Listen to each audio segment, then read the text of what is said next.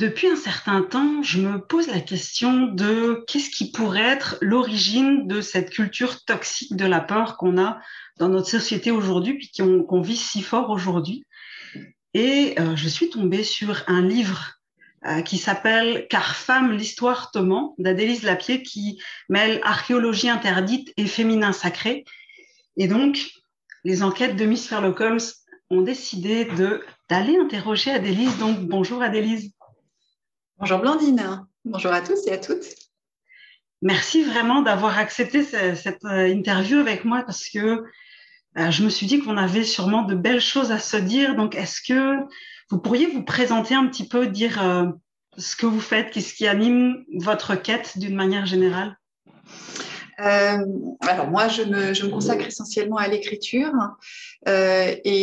par accident, on va dire que je me suis mise à travailler et à faire des recherches sur l'histoire parce que au fil de mes recherches personnelles, j'ai un jour découvert l'existence de cette période de l'histoire dont personne ne parle, l'époque où Dieu était une femme, ou en tout cas pas Dieu, parce que ça voudrait dire que Dieu est actuellement un homme, ce qui n'est pas le cas, mais en tout cas où la spiritualité était féminine et dont on ne parle jamais. Et depuis que j'ai découvert cette période de l'histoire que je trouve extrêmement inspirante pour les humains un peu perdus que nous sommes aujourd'hui, eh bien, je m'efforce de faire connaître le pourquoi du comment de cette période et d'essayer de faire comprendre comment et pourquoi on a pu renoncer en fait à cette sagesse primordiale et comment ça peut nous éveiller des pistes en nous pour l'avenir. Oui, parce qu'en fait, c'est dénoncer, c'est bien, amener des pistes pour l'avenir, Oui, j'allais dire, voilà, complémentaire. ça n'a aucun intérêt de dénoncer pour dire du mal, ou voilà, pour partir en guerre, aucun intérêt. Vraiment, mon souci, moi, c'est de trouver de la nourriture intellectuelle, spirituelle et d'en faire quelque chose.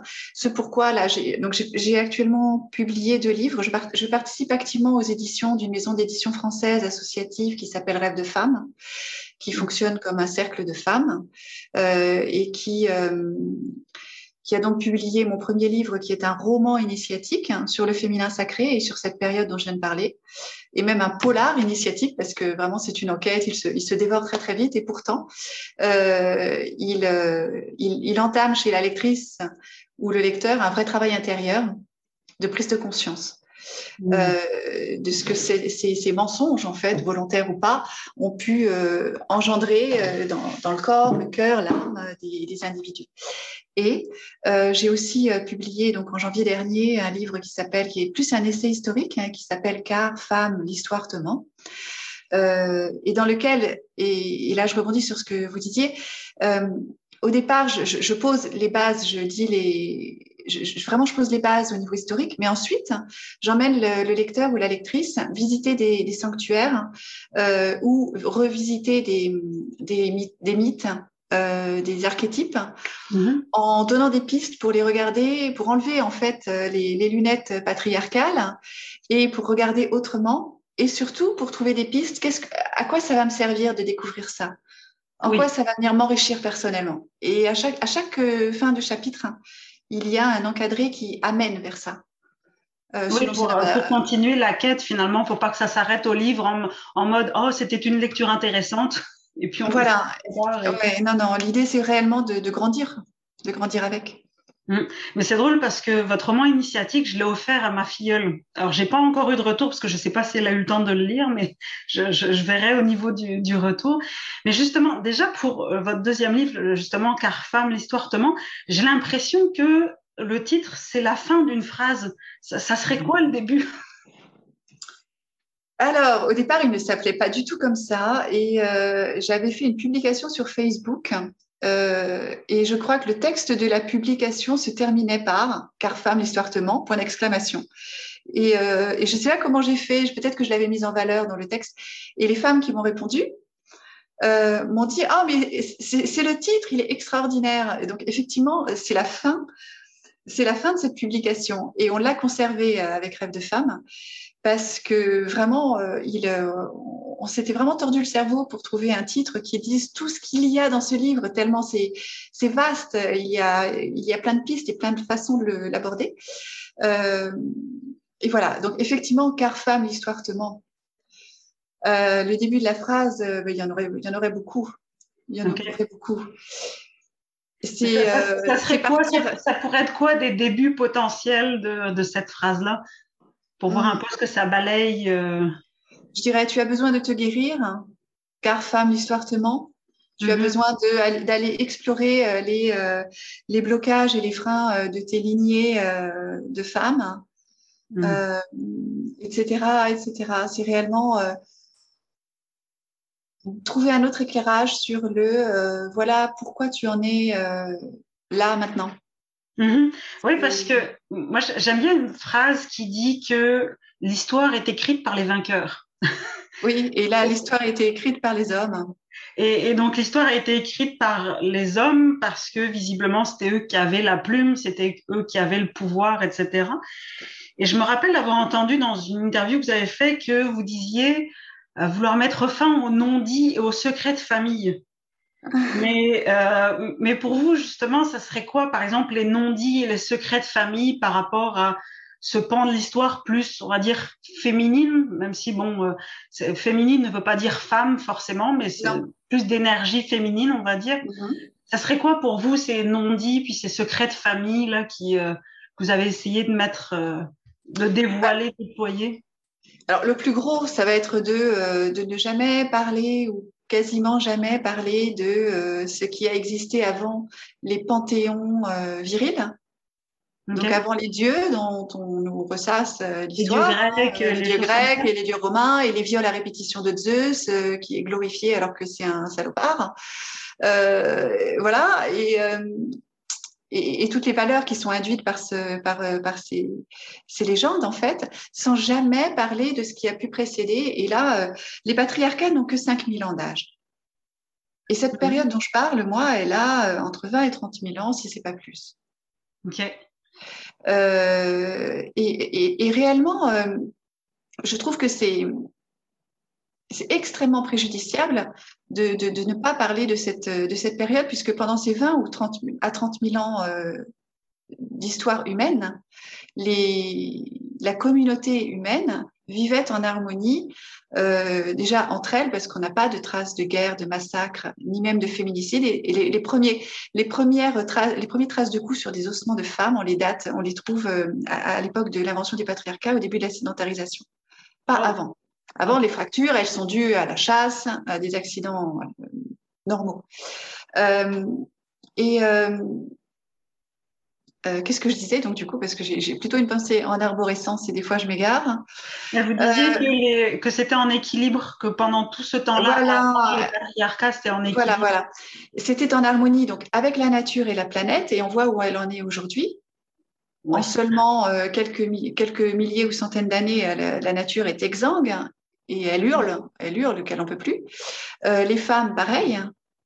Et puis le vivant, enfin même les hommes les hommes ne sont pas encore montés au créneau pour dire qu'ils en ont ras-le-bol des valeurs patriarcales, mais eux aussi souffrent autant que les femmes.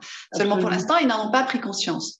On réfrène en eux le féminin, la sensibilité, le droit à l'émotion, et c'est tout aussi dommageable pour eux que pour nous les femmes, en fait, ces valeurs-là. Et taire cette période de l'histoire qui a su sagement, harmonieusement perdurer pendant des dizaines de milliers d'années, là où nous, on a foutu un pataquès pas possible en quelques siècles, c'est irresponsable. Je trouve que c'est irresponsable parce qu'on ne mesure pas la gravité de nos erreurs. Et puis, il y a tout le reste, cette petite chose-là dont je viens de parler. Quand on regarde un petit peu l'archéologie, aujourd'hui, les femmes archéologues, l'archéologie, c'est vraiment un monde phallocrate. L'archéologie a réellement... Voilà. Et là, il y a des femmes qui commencent à prendre un peu la main, et puis des hommes un peu éclairés aussi, qui commencent à dire que ça suffit. Et les dernières recherches ouvrent vraiment le regard sur sur l'archéologie, et notamment la position des femmes. On découvre d'ailleurs que, donc je parlais tout à l'heure des traces de coups sur des femmes, mais on a découvert qu'à partir, il y a une grosse fracture dans ce qu'on appelle le bol alimentaire, c'est-à-dire le droit à l'alimentation des femmes, à compter de la sédentarisation. C'est-à-dire qu'avant, les femmes étaient extrêmement robustes, musclées, puissantes physiquement, et à partir de l'invention des villages, donc à partir de la sédentarisation, de l'agriculture, l'élevage, donc les patriarcats, les femmes ont commencé à être carencées alimentairement et à devenir plus petites, comme ça dure depuis des générations en fait. Nous avons une plus grande différence physique avec les hommes. C'est resté c'est resté. Mais ça n'était pas le cas auparavant. Et ça, c'est pareil. C'est un éclairage extrêmement important quand on connaît l'impact de ce qui a pu de ce qui peut nous impacter en fait dans les malheurs qui ont traversé nos ancêtres, hein, notamment nos ancêtres femmes. Quand on voit le nombre de jeunes filles aujourd'hui qui ont des problèmes alimentaires, que ce soit boulimie ou anorexie, on cherche des fois des causes un peu tirées par les cheveux. Moi, je pointe du doigt cette période où on a interdit aux femmes de se nourrir correctement et où elles ont, même les bébés, en fait, filles, ont commencé à être sevrés plus tôt que les bébés garçons à cette époque-là. Et ça se voit dans leur ossature. Ok, oui, parce que j'allais dire comment est-ce qu'on le voit, parce que c'était loin. En fait, le dossier le plus intéressant, c'est une archéologue américaine qui a entamé des fouilles extrêmement approfondies sur un site en Chine où les humains ont vécu depuis des milliers d'années, ce qui fait qu'elle a pu étudier les ossements de strates de génération en génération quasiment. Génération en génération, ouais. Ouais. Et donc, elle peut comparer à chaque fois. Ce sont les mêmes familles, hein, grosso modo, et elle peut comparer en fait les évolutions. Et puis avec les analyses, alors je suis pas scientifique, hein, mais j'imagine qu'on découvre énormément de choses. Aujourd'hui, on est capable de dire si une personne d'il y a 5000 ans, 8000 ans, était carencée en tel ou tel minéraux, etc. Et puis, justement, vous parliez d'archéologie plus menée par des femmes aujourd'hui, puis par quelques hommes éclairés. Moi, je me rends compte de la surprise que j'avais eue quand on parlait d'une femme viking, d'une guerrière viking, une tombe, je ne sais plus comment elle s'appelle, mais qui était considérée comme un guerrier avant. Puis là, on avait fait des analyses ADN parce que c'était disponible, etc. Où je crois que c'était le bassin où il s'était dit, il me semble que c'est peut-être une femme. Et je trouvais fantastique la mauvaise foi qui disait, ouais, non, mais c'est parce que vous avez dû vous tromper. C'est-à-dire que quand on considère que c'est un homme, c'est évident, c'est un guerrier, c'est un homme. Mais quand on commence à avancer que c'est peut-être une femme, là, on commence à avoir beaucoup de boucliers qui se lèvent en mode, non, mais vous avez dû vous tromper, vous avez mal fait vos analyses pour recommencer. Ah oui, c'est terrible. Et ah oui, les hommes, notamment dans ce monde-là, ont vraiment un gros travail de prise de conscience à faire.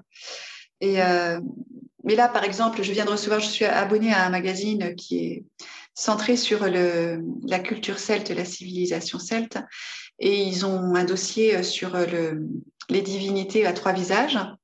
Ok. Je vous le donne dans le mille. Ils parlent de tous les dieux mâles à 3 visages. Et ils oublient effectivement la grande déesse Brigitte et ils n'en parlent pas alors qu'elle a 3 visages et qu'elle était primordiale, elle était là avant les autres. Mais ça, je suis certaine que si je leur pointais du doigt, ils diraient qu'ils n'y ont pas pensé. Oui, mais parce que justement, je pensais, j'essayais de mettre en perspective les non-dits, les secrets de famille, c'est qu'au bout d'un moment, j'ai l'impression que ça fait comme des cécités. On devient aveugle à des choses, pas parce qu'on veut consciemment enterrer telle ou telle chose, mais plutôt non, on peut pas regarder par là. Oui, et puis je crois que beaucoup d'hommes ont intégré que c'est pas la peine de parler de ce qui est féminin, c'est moins important. Tout comme nous, on intègre des petites filles que c'est quand même bien de se mettre un petit peu en retrait derrière les mâles. Et ça, on s'en rend compte pour des petites et des grandes choses du quotidien. C'est ainsi. Mais justement, parce que il y avait aussi, vous parliez de non-dits et de secrets de famille dans cette interview à laquelle je faisais référence, c'est vous parliez aussi de sortir des concepts de patriarcat et de matriarcat, parce qu'il y a, il y a comme, j'ai l'impression qu'il y a comme une espèce de guéguerre en mode qui est-ce qui va prendre le pouvoir? En fait, c'est très patriarcal de systématiquement, effectivement, opposer les forces. Hein. Donc, dès qu'on commence à dire ah, il y a eu autre chose que le patriarcat, on nous ressort les matriarcats. Personnellement, moi, je pense que les matriarcats se sont constitués, crispés au moment justement de la création, de l'invention des sociétés patriarcales. Ce sont des sociétés qui ont défendu leurs anciennes valeurs comme elles ont pu. Elles ont pris le pendant inverse. Et je suis intimement persuadée que avant ces patriarcats, les communautés humaines n'ont pas pu vivre autant en harmonie et en équilibre sans être dans une organisation sociale équilibrée. Et j'ai inventé un mot qui n'existe pas parce qu'on n'a pas ça dans notre vocabulaire, que j'utilise le mot équiliarcat parce qu'on n'a pas d'équivalent pour l'instant. Alors, je souhaite longue vie à ce mot. Et effectivement, je pense que ça ressemblait plus à un équiliarcat qu'à un matriarcat, une prise de pouvoir des matriarches sur le masculin.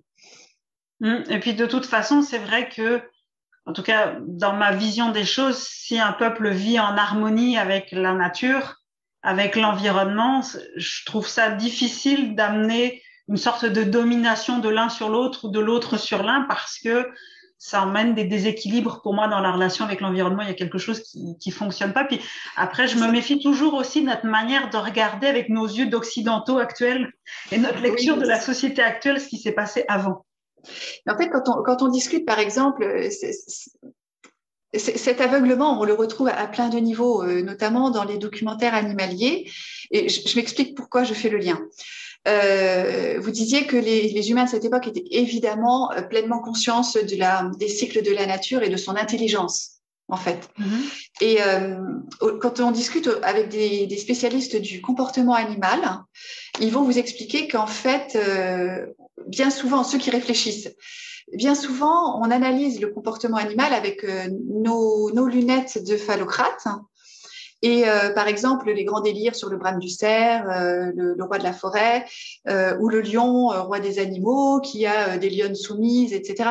En réalité, dans la nature, il ne s'agit pas du tout de ça. Ils reproduisent réellement leurs valeurs patriarcales et leurs délires personnels quand ils observent ces animaux. Le cerf, il naît effectivement, il s'arroge un harem pour une période de temps donnée, mais quand les animaux, enfin, je vais sortir du cerf parce ils vivent dans des forêts. Des grands troupeaux, par exemple, d'animaux vont prendre des décisions. Je vais penser aux buffles ou aux gazelles, etc. Ce sont vraiment des grands troupeaux. Les spécialistes des animaux voient bien qu'il y a concertation entre eux. Alors, moi, personnellement, je crois en la télépathie entre animaux parce qu'il y a plein de comportements j'adore ça, hein, observer les comportements animaux. Il y a plein de choses qu'on est incapable d'expliquer sans passer par la télépathie. Bref. Et on voit bien que le troupeau se concerte. Et ce ne sont pas les mâles qui prennent les décisions. Quand on change d'endroit, quand on choisit tel ou tel point d'eau, ce ne sont pas les mâles du tout. Pareil, chez les primates, ce sont les vieilles femelles qui distribuent bien souvent la nourriture. Ce sont les matriarches. Et ça n'est jamais mis en valeur dans les documentaires animaliers. On va vous parler du mâle dominant tout le temps. Ça c'est bon, le mâle dominant, on en a des documentaires et des documentaires. Et on ne parle pas du tout des autres modes de fonctionnement qui sont tout aussi importants que ce mâle-là, et qui est effectivement le seul à pouvoir procréer pendant d'ailleurs une petite partie de sa vie. Parce qu'il passe son tour comme tous les autres avant lui. Et donc, tout ça pour dire que ces humains vivaient en harmonie et ont forcément vu l'intérêt et l'intelligence de la symbiose entre les sexes. Oui. Et que forcément, ils en ont tiré, ils savaient en tirer le meilleur pour eux-mêmes. Oui, puis j'imagine que de toute façon, il y avait la symbiose entre les sexes, mais il y avait aussi toutes les caractéristiques individuelles qui faisaient que certaines femmes pouvaient remplir des rôles d'hommes, si je caricature avec mettant des étiquettes homme-femme. Certaines femmes pouvaient remplir certains rôles qu'on verrait plus destinés aux hommes, je vais dire ça comme ça, et certains hommes sommes plus des rôles destinés aux femmes, puis que c'était pas Bien un sûr. problème. C'est nous qui mettons des étiquettes dessus et qui commençons à nous énerver Oui, sur les... oui. D'autant que, comme je l'ai dit tout à l'heure, à l'époque, les femmes étaient bien plus robustes que celles d'aujourd'hui. Nous, on est des petites chochottes à côté de nos ancêtres d'avant la sédentarisation. Et donc, forcément, elles avaient beaucoup plus de potentiel que nous. Physique, je veux dire. Oui, Elles pouvaient tout faire. physiquement. Et, Ouais. mais moi, ce que je trouve fantastique dans ce que vous amenez, puis dans ce que d'autres, des archéologues amènent, etc., qui ont un nouveau regard sur l'histoire, c'est combien c'est notre regard actuel, nos lunettes actuelles qui conditionnent la manière dont on raconte l'histoire du passé. Parce que moi, j'ai fait une maîtrise en psychosociologie, puis ce que j'aimais beaucoup, ce qu'une de nos professeurs avait dit, c'est que à un moment donné, il y avait un scientifique, je ne sais plus quel pays, qui voulait étudier une population d'oiseaux. Là, par contre, c'était des animaux. Il avait lu différentes études qui avaient été faites avant sur ces oiseaux-là, et finalement, il avait trouvé ça tellement intéressant de relier les caractéristiques qu'on attribuait aux oiseaux avec la nationalité du chercheur qui avait écrit l'étude, qu'il avait fini par s'intéresser uniquement à ça. Comment C'est excellent. les biais culturels faisaient qu'on donnait tel ou tel, qu'on interprétait le comportement des oiseaux de telle ou telle manière. Donc, il faut faire attention, je pense, à la fameuse objectivité. Parce qu'en fait, on a tous une part subjective qu'on essaye peut-être de retirer le plus possible, mais c'est de loin pas évident. Mais, euh, mais j'allais dire, du coup, ces fameux non-dits et ces fameux secrets de famille là qu'on débusque petit à petit en regardant l'histoire ancienne avec d'autres lunettes, ça aurait quoi comme impact aujourd'hui? Ça serait quoi les fameux dégâts aujourd'hui qu'on pourrait constater dans la société, puis même dans notre manière d'appréhender, je sais pas, peut-être autant la sensibilité que les peurs, que les relations, ça serait quoi? Le dégât principal, les dégâts principaux, pour moi, sont ceux.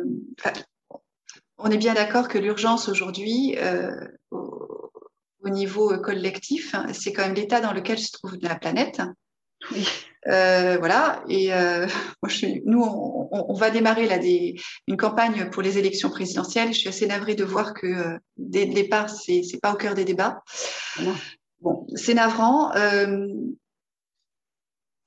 Dénoncer en fait ces valeurs que je considère comme malades, ces valeurs du patriarcat qui est constamment où on muselle la sensibilité humaine, l'émotion, la créativité aussi, et donc le droit d'être individuellement tous très différents. Cette volonté aussi de constamment être dans l'abondance et dans la surproduction plutôt que dans une simple prospérité, c'est-à-dire n'avoir que ce dont on a besoin. Ce désir de tout constamment être en croissance dans une planète, sur une planète qui est par nature limitée et limitante. On est dans la folie furieuse et effectivement, moi, si ces ancêtres de cette époque venaient là observer ce qu'on fait, mais ils nous enfermeraient tous dans des asiles. Je pense que le principal problème, il est là. Et aussi un aspect que vous évoquiez, enfin, je pense que vous développez dans le livre, parce que justement, vous parlez des anciens sites sacrés, vous les revoyez, parce que les sites sacrés, il y en a qui sont populaires, il y en a qui sont beaucoup moins mis en avant, mais ceux qui sont populaires sont lus avec une vision, avec des lunettes patriarcales, et donc vous, dans le livre, vous remettez les choses, on va dire, un peu plus en ordre, un peu plus comme c'était avant. Et moi, ce qui m'avait marqué, c'était le fait que c'était le contraste entre les spiritualités anciennes et les spiritualités patriarcales qui sont plus les spiritualités d'aujourd'hui, là, enfin, on va dire les religions d'aujourd'hui avec le christianisme, le judaïsme, l'islam, etc. C'était le contraste entre les deux. Est-ce que vous pourriez expliquer un peu ce que vous avez vu comme contraste entre les deux, puis qu'est-ce que ça amène pour les humains que nous sommes?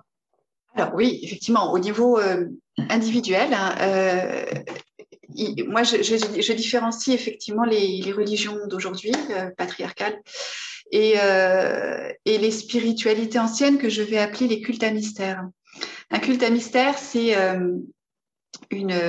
un chemin initiatique où le novice va réellement entamer une initiation personnelle sur plusieurs années, étape après étape, au cours desquelles il va apprendre à se connaître et se transformer lui-même.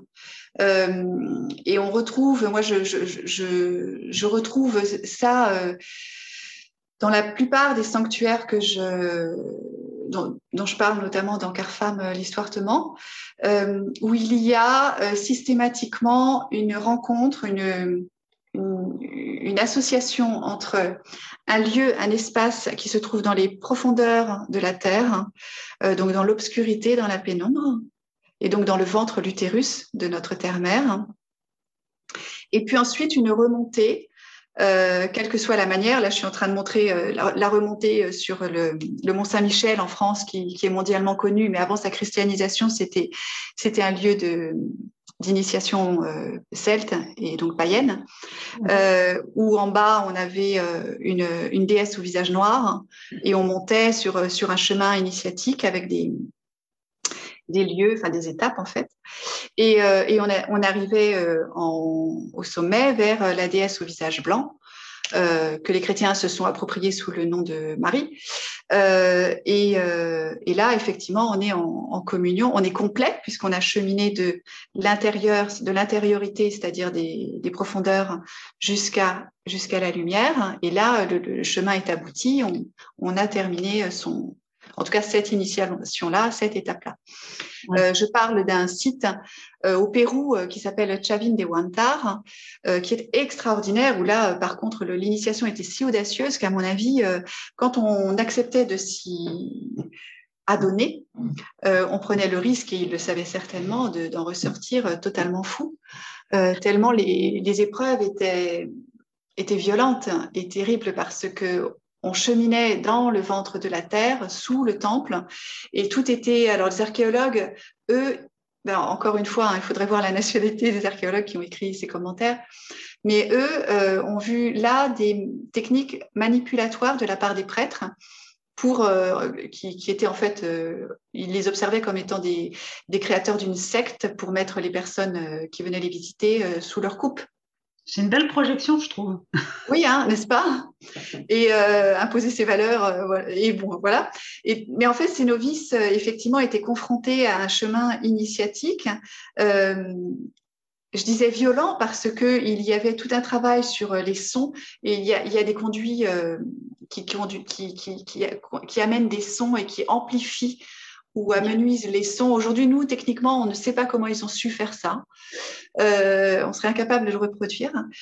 Pareil avec des miroirs en obsidienne pour créer des flashs de lumière, ou des spots d'éclairage de lumière naturelle très, très précis et très violents. Et tout ça pour arriver, si on y arrivait, sous psychotrope. Et puis, ils y allaient pas de main morte, parce que c'était plusieurs psychotropes qui étaient consommés avant de descendre.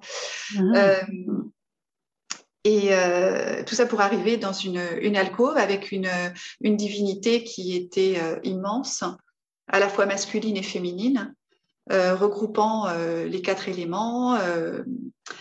Et cette divinité étant supposée prendre la parole et délivrer un message. Et ensuite, on ressortait en pleine lumière, et la divinité était, elle, très éclairée. Voilà. Eh bien, je pense que cette initiation-là au Pérou, c'est le paroxysme de ces cultes à mystère, qui, effectivement, conduisaient les personnes à aller au plus profond d'elles-mêmes. En fait, c'est la logique même de la vie, c'est l'essence de vie. Une graine, elle commence son aventure personnelle dans l'obscurité de la terre, dans le noir complet. Et elle y reste un bon moment, avant d'oser émerger timidement, tranquillement, discrètement, et de pointer un petit bout vert en pleine lumière, et ensuite déployer toute sa beauté et incarner ce qu'elle est venue incarner sur Terre. Et pour nous, le chemin, c'est le même. Et c'est comme ça qu'il faudrait en fait envisager nos vies humaines. Et c'est ce qu'on ne fait plus dans les religions d'aujourd'hui. Et je trouve ça très, très dommageable. vraiment, c'est très très mal hein, de la part des religions d'aujourd'hui, je pense notamment à la religion chrétienne que je connais plus, qui apprend aux gens à avoir honte, peur de leurs défauts, de leur blocage, de leurs mauvaises actions, alors qu'en fait, il faudrait en tirer enseignement, les observer bien en face, hein, dialoguer avec elles et, effectivement en sortir grandi et en tirer expérience.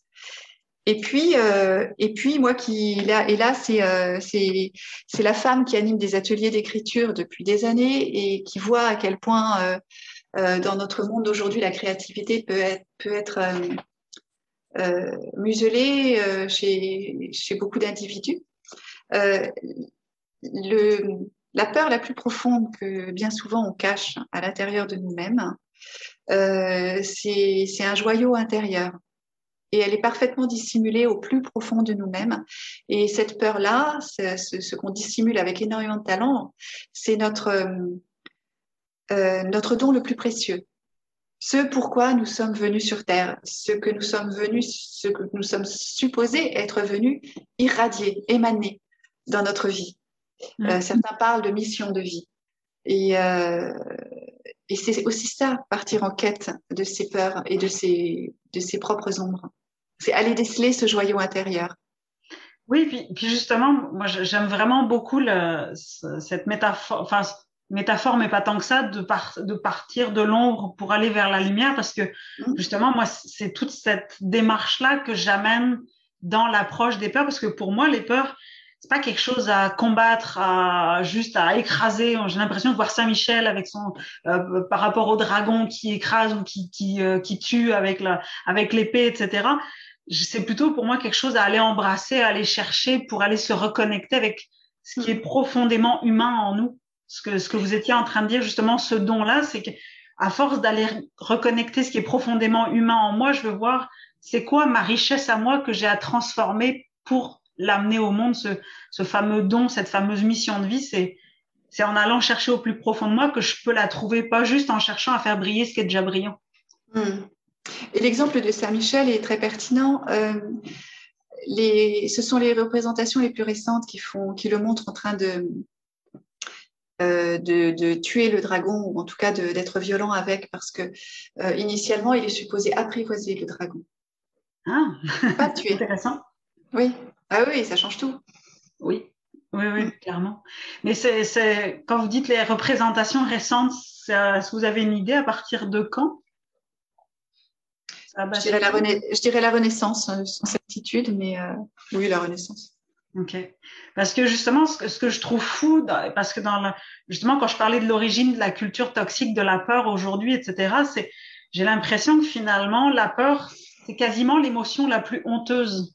C'est-à-dire, être en colère, c'est acceptable, surtout pour un homme, parce que la tristesse, c'est pas acceptable pour un homme. Donc, être en colère, c'est acceptable. Être triste, bon, quand on a une femme, ça passe mieux que pour un homme, mais parce qu'une femme, elle peut pas être en colère, vaut mieux qu'elle pleure. Donc, bref, être triste, ça va, être joyeux, ça va, mais avoir peur, c'est comme si on devenait un humain défaillant parce qu'on a peur. Et je trouve ça intéressant que dans ces spiritualités anciennes, c'était cette peur-là qu'on allait rencontrer, cette peur de l'autre en nous, celui qu'on n'a pas encore apprivoisé, qu'on n'a pas encore rencontré, qu'on allait rencontrer à l'intérieur des sanctuaires, et ensuite ressortir avec le joyau qu'on en avait tiré. D'ailleurs, il y a quelque chose qui me vient, c'est que j'ai l'impression que ces spiritualités anciennes étaient attachées à des lieux, alors que les religions patriarcales, c'est plus des lieux naturels, physiques, dans lesquels on allait s'immerger avec toutes les vibrations que peuvent avoir le lieu, etc. Alors que les religions aujourd'hui patriarcales, c'est plus des choses qui sont des temples, des choses qui sont dressées sur la terre, etc. Il y a juste le côté au-dessus de la terre. En Europe, les églises sont, en tout cas les églises les plus anciennes, les églises romanes, mais la plupart des églises du coup, ne sont pas bâties au hasard. Elles sont bâties sur d'anciens lieux de culte celtes pour la France, en tout cas païens pour toute l'Europe. Et quand on cherche en dessous, il y avait soit une source, sacrée, soit une pierre levée, ou alentour des arbres, comment dire, des arbres maîtres, des arbres guides. Et bien souvent, effectivement, ils ont encloisonné, enfermé l'énergie d'un lieu naturel qui était effectivement utilisé pour les cultes qui les ont précédés. Et après, le temps passant, on a oublié que c'était là. On a coupé les arbres, ou on a oublié la pierre ou la source qui est en dessous, voilà. Mais bien souvent, effectivement, au tout départ, les premiers à avoir bâti les premières chapelles savaient qu'il y avait un lieu important ici. Oui, de toute façon, c'était pas fait au hasard. Le hasard, j'y crois pas trop, surtout dans ces... Voilà, et effectivement, l'intérêt, c'était certainement, j'en suis convaincue, de s'approprier le meilleur des énergies telluriques de la Terre. Oui. Si on observe les pierres levées, donc les menhirs, comme de l'acupuncture qu'on savait faire à l'époque sur les lignes telluriques, pour amplifier en fait les énergies qui jaillissaient du sol, on comprend mieux. Mais il y a beaucoup de livres de géobiologie qui sont faits, de géobiologie qui parlent de ces sites sacrés, autant anciens que plus récents, avec les églises chrétiennes qui ont été mises là-dessus, qui permettent de visualiser vraiment les lignes telluriques qui sont là et qui ont même été manipulées pour correspondre à l'alignement de l'église, à l'alignement où est le maître-autel à l'intérieur, les marches, etc. J'ai aperçu des livres de géobiologie qui vraiment faisait état de ça. Il disait que c'était une science qui n'était pas divulguée à la population, aux paysans moyens qui venaient dans l'église en question, mais que les bâtisseurs avaient en tête et avaient vraiment fait de manière délibérée dans ces endroits-là. Donc c'est quand même intéressant. Puis, et justement, moi, je voyais les religions plus patriarcales, parce qu'en fait, finalement, une religion s'établit dans une société donnée, donc elle peut pas prendre des éléments qui n'appartiennent pas à la société. Moi, je voyais la suite, c'était le développement personnel. Le développement personnel où il faut toujours être zen, il faut être lumineux, il faut être beau, il faut être la meilleure version de nous-mêmes, etc., etc. Moi, je voyais la droite ligne dans le développement personnel. Ah oui, le développement personnel a un gros travail à faire lui-même, mais même mon monde à moi du féminin sacré. Je me rappelle quand je cherchais un éditeur pour mon premier livre qui s'appelle Le réveil des filles de la déesse, mais c'est le tome 1 qui s'appelle Daha'is l'égaré. Et le personnage principal, elle est en fait une ancêtre divinisée, elle est un esprit qui a souffert de violences patriarcales et qui décide de se venger et qui zigouille des prédateurs de femmes. Et je me rappelle d'une éditrice pourtant très connue dans le féminin sacré, mais qui a un gros travail à faire sur elle-même, et d'après ce que j'entends dire, elle l'a toujours pas fait, qui m'a dit, mais pas du tout, je publierai jamais un livre où une femme comme ça se met à être en colère et ose devenir sanguinaire et faire justice elle-même. Et donc voilà, une femme typiquement qui n'a jamais entrepris un travail de rencontre avec les ombres, les peurs, etc., et qui ne l'entreprendra pas. Parce qu'il ne faut pas se mettre en colère.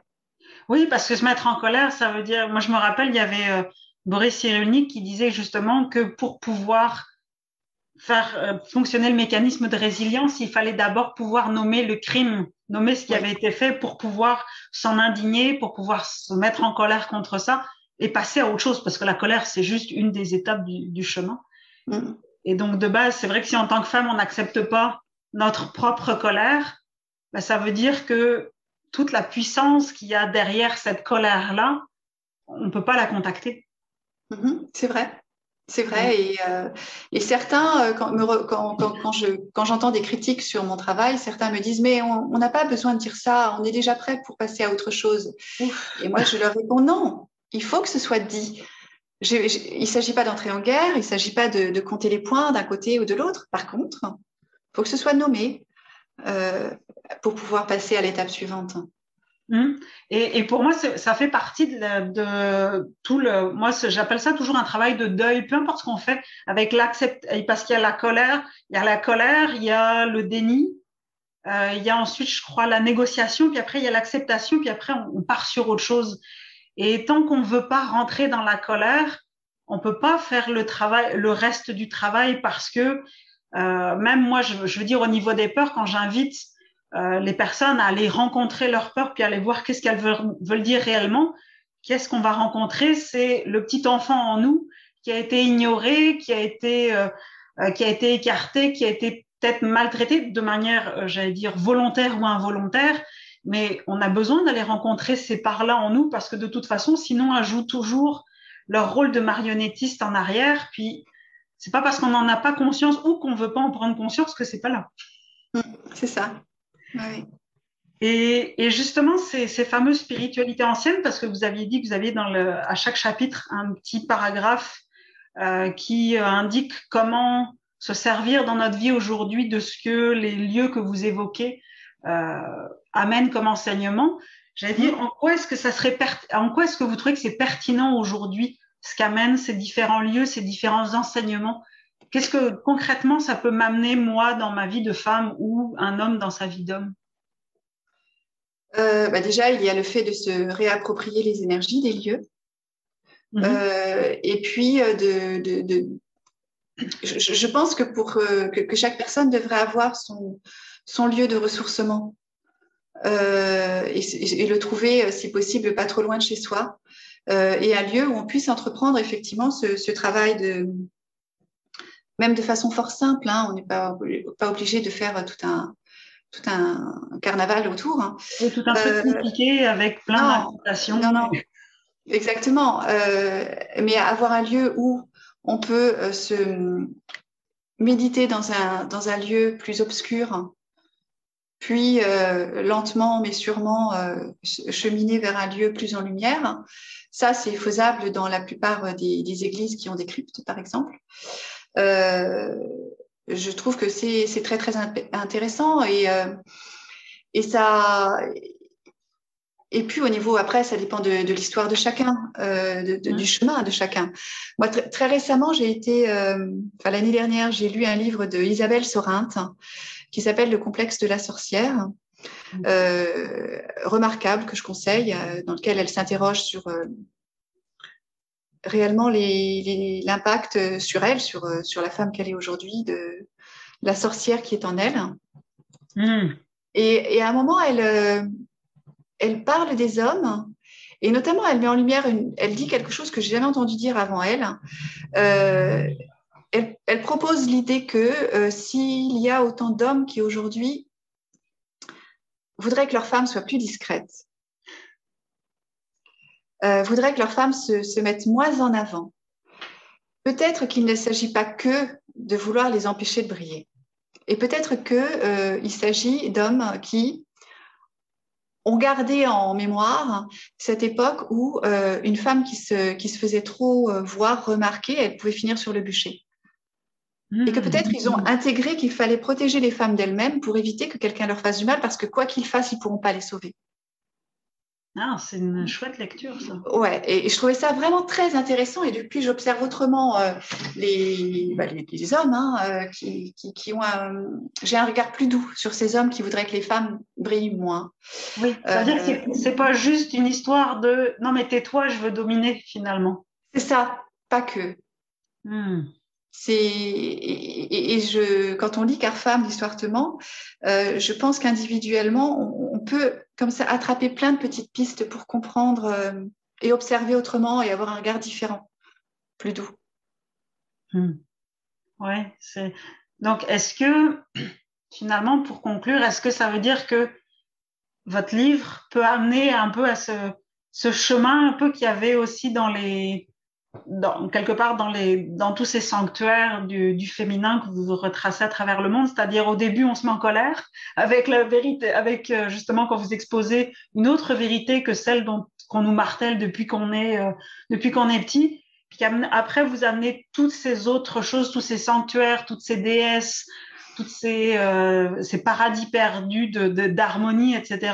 Oui, Et oui. de comment on peut le faire dans notre vie. Parce que finalement, j'ai comme l'impression que ça revient un peu à ce chemin initiatique de on va d'abord dans ce qui est sombre et ce qui met en colère ou ce qui fait peur ou ce qui déclenche.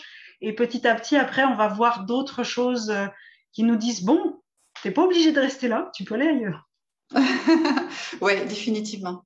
Le livre regorge de pistes individuelles pour éclairer autrement la vie d'aujourd'hui. Mais assurément, ce travail, on le fait en lisant Le réveil des filles de la déesse. Ok. Parce que c'est cette aventure-là qu'on lit. Mm-hmm. Ce livre, c'est le chemin de l'ombre vers la lumière. Bon, bah, ça veut dire que les deux se complètent alors. Ah bah complètement, oui, oui. Waouh. Merci beaucoup, Adélise. Merci pour cette riche conversation et tout ce que ça amène, tout ce que ça déclenche comme questionnement chez moi, mais même, je pense, chez celles ou ceux qui regardent. Je vais mettre de toute façon, il va y avoir les couvertures là qui s'affichent à l'écran de vos livres et puis la manière de vous rejoindre et d'aller acheter ces beaux ouvrages-là pour poursuivre la conversation. Merci Blandine de cette invitation. À bientôt, j'espère. Et puis, oui, à bientôt. Ça, à bientôt.